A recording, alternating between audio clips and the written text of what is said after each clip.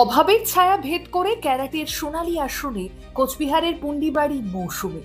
ক্যারাটেতে তার অদম্য এই সাফল্যের জন্য সম্প্রতি মুখ্যমন্ত্রীর হাত থেকে সেরা কন্যাশ্রী পুরস্কারও অর্জন করেছে সে।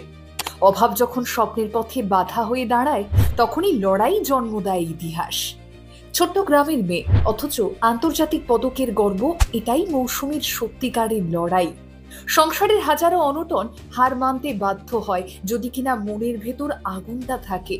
কোচবিহার জেলার পুন্ডিবাড়ির গোপালপুর অঞ্চলের হরিণমারা গ্রাম, চারদিকে সবুজ মাঠ, মাটির গন্ধ আর সরল জীবনযাত্রা।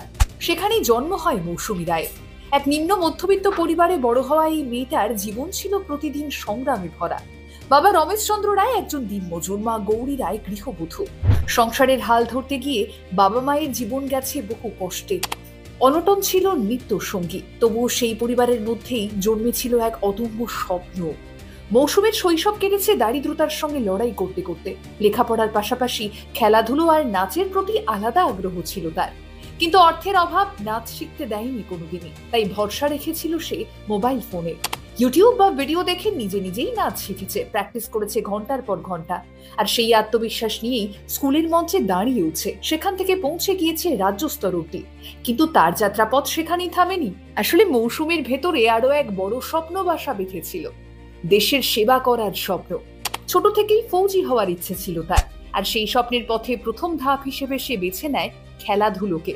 একটা সময় ক্যারাটের সঙ্গে তার যাত্রা শুরু হয়, যা পরবর্তীতে তাকে সম্পূর্ণরূপে বদলে দেয়।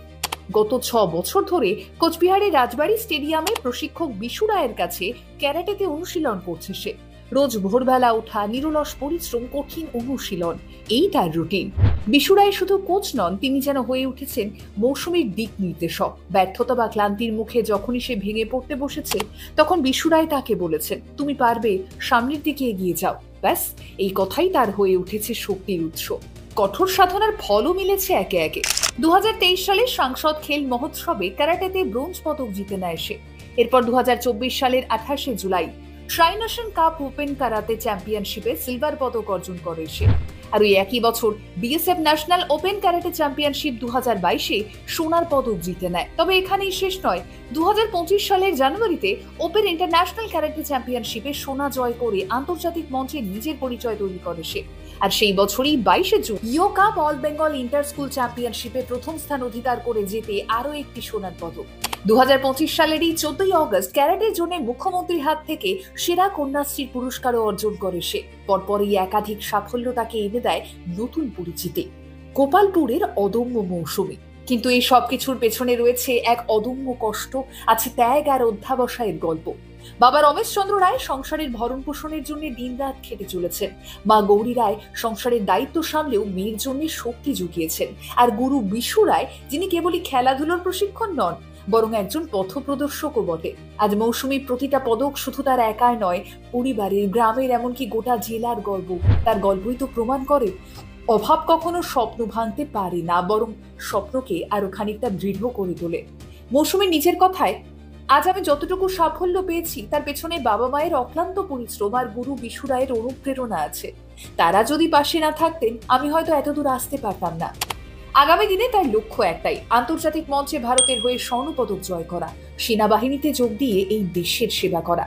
তার মৌসুমী বিশ্বাস করে তার সংগ্রামের কাহিনী প্রতিটা তরুণ তরুণীকে শেখাবে, জীবনে যত কষ্টই আসুক, যদি লড়াই করার সাহস থাকে তবে জয়ও অনিবার্য। আর মৌসুমী রায় কেবল একজন ক্যারাটে খেলোয়াড়ই নয়, একজন অনুপ্রেরণার নাম। গোপালপুরের মাটি থেকে উঠে এসে সে প্রমাণ করেছে ইচ্ছে শক্তির কাছে দারিদ্রতা হার মানে। তার গল্প প্রতিটা স্বপ্নবাজের কাছেই একটা বার্তা, হার মানতে নেই, হার মানা যায় না চলার পথে। দ্য কোব আনটোল্ড। প্রতিদিন মোটিভেশনাল এবং হিস্টোরিক্যাল বিভিন্ন ভিডিও দেখার জন্য অবশ্যই চোখ রাখুন আমাদের পেজে। দ্য কোব আনটোল্ড বলে আমার আপনার মতো সাধারণ মানুষদের কথা, আর তাই সাধারণদের অসাধারণ গল্প শুনতে অবশ্যই আমাদের পেজে চোখ রাখতেই হবে আপনাকে।